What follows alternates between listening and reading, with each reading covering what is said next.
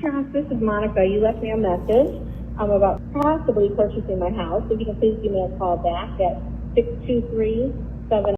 So I gave her a call, found out she's got this house, and she's owned it since 2008. She bought it for $148,000. She put $30,000 down. Last loan refinance was 2013 for $130K. Some families living there. Sounds like maybe the daughter, not totally sure. And because she kind of said it was a tenant too, so it was like super weird. She said that it needs interior paint, flooring, and the bottom of the kitchen cabinets could be redone. So it didn't sound too bad overall. Sounded like some kind of weird situation going on. She said the tenants just moved out last week. So I ended up offering her $265, and she said when she got home, she was gonna check the payoff. That turned into basically texting over the course of the next week or so, and we got the contract, came in on a Sunday night. So I'm headed out to the property, and it's kind of a bummer because, got the drone here, not a purse, man drone. And it's kind of a bummer because I don't have access yet. She signed the contract, but I never worry about access until I've got it locked up. So as soon as I got it locked up, I was like, hey, can I get in there tomorrow? And that was yesterday. And it took me until today for her to get a hold of her daughter who has the key, only to find out she won't be able to deliver a key for 2 more days, actually 2.5 more days, which means I won't be able to actually get inside for 3 days unless there's any way to get inside now. But either way, I'm excited. Let's go see what we bought. This property's not close. It's about an hour each direction, and check out this temperature.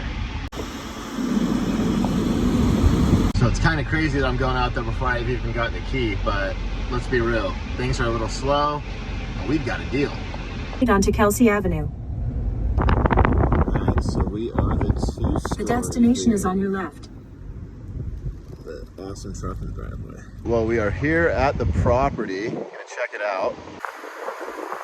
First thing I see is, some rocks, a really dirty truck that looks like it's been sitting there a long time. Missing tile on the roof there. Hopefully it's not much worse on the inside.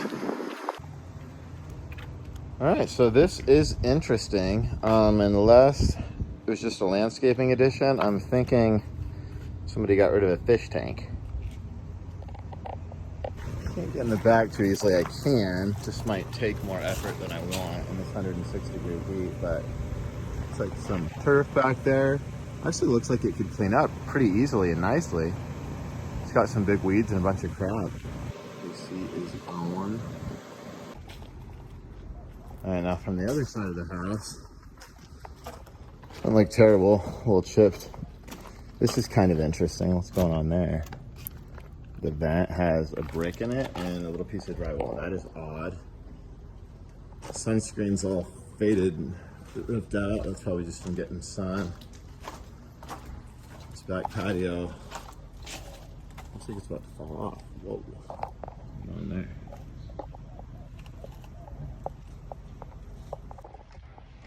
I thought about hopping it because it looked easier than trying to figure out the gate on the other side, and then realized I don't want none of that. Okay, so now I am getting more scared to see the inside. Kind of interesting, the power company, SRP, has got a padlock on the electric panel, but the electric's clearly on because the AC is running. So I continue to be scared because just trying to peek through that little crack and get my camera under there to get a picture, and I can smell the stench. We moved a couple rocks. Should be able to get in here easy enough.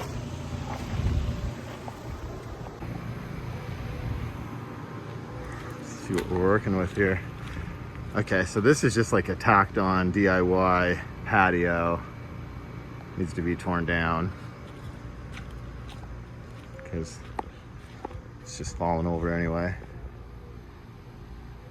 See some trim up there, or like they were gonna put in trim. Just tacked a board onto the window. This is actually pretty cool. I'm digging this. Clean up all this. Sweet setup here for the kiddos. I really couldn't see anything through that crevice. Just a bunch of stuff in the house. hoping it's just dirty and has a lot of stuff and it's not damaged. But there's not much more we can see for now until we get the key on Friday and come on back. All right, so we're out here. We just checked out that new deal. We're so close. Let's pop over here and check out this other deal that we just put on the market. So we're coming up on the property now. This is a new deal. This was a cold calling on steroids deal. We put it on the market, and the first weekend we get multiple offers and we go under contract, and 3 days later, for no reason, the buyer cancels. So here we are coming through the guard gate at the neighborhood. You gotta excuse the dirty windshield. We had a haboob. If you don't know what those are, look it up. And a massive monsoon last night, and it just wrecked my truck. All right, so here we are at the property. Let's go check it out. So this property, we just closed here a couple weeks ago. I came out here, did a very basic trash out, got pictures, put it on the market. You guys can check out the short. The first weekend that we go on the market, we get a ton of showing. We get 2 offers, and I priced it at $159, which was very low for the neighborhood. Anything under 200 in this neighborhood is just incredible. In fact, only a small portion of this resort golf community neighborhood is mobile homes. Most of it's stick boat houses.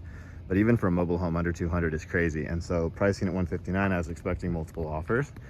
And we've come up, this is actually through the back here, carport slider. I've got the key lock box over here. But we got a couple offers. Both of them were around 165. Went with one that was a little bit better because of some closing costs.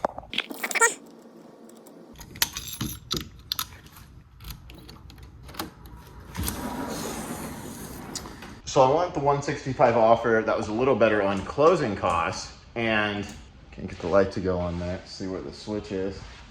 There we go. And 3 days later, they canceled, and it made no sense. The house has solar. They knew that. It was all disclosed, and on day 3, they were just like, you know, we really don't like the solar. We're gonna cancel. Super weird. The backup offer decided they didn't wanna buy it anymore.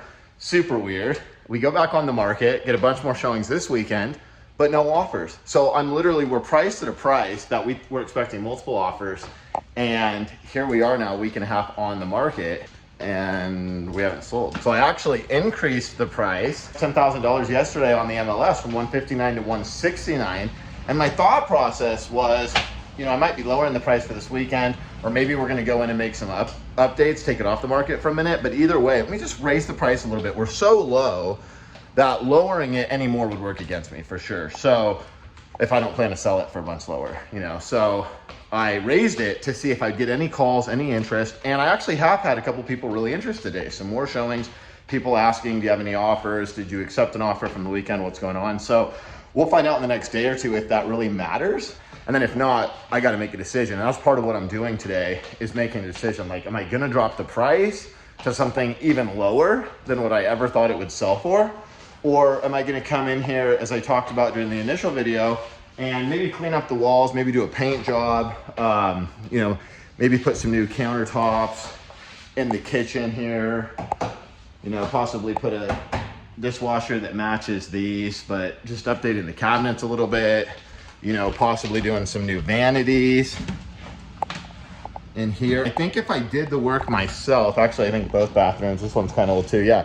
So if I did the work myself, I think, you know, for 5-10 grand, I could make this place look awesome, you know, and then hopefully we could sell it for 189. But the market's just weird, right? So when you see this happening and you see that what you're currently seeing today is different than what you see in the comps, right? That means the market, the rate of change is quick, and it's a guessing game sometimes. You try to base it on probability or whatever, but at the end of the day, you just don't know. What I do know is this is a heck of a property, and I don't want to go much lower without just keeping it as a rental property. I think this would be a great rental property as well. We picked this up for $110,000. So if we can't get, you know, I think at least 150 for a cash deal and close here pretty quick, then we either keep it or we put the 5-10 grand into it and try to sell it for, you know, hopefully 189-ish. Even if we ended up discounting and just kind of getting the price that we thought we were originally going to get after having to put some more money and some work into it,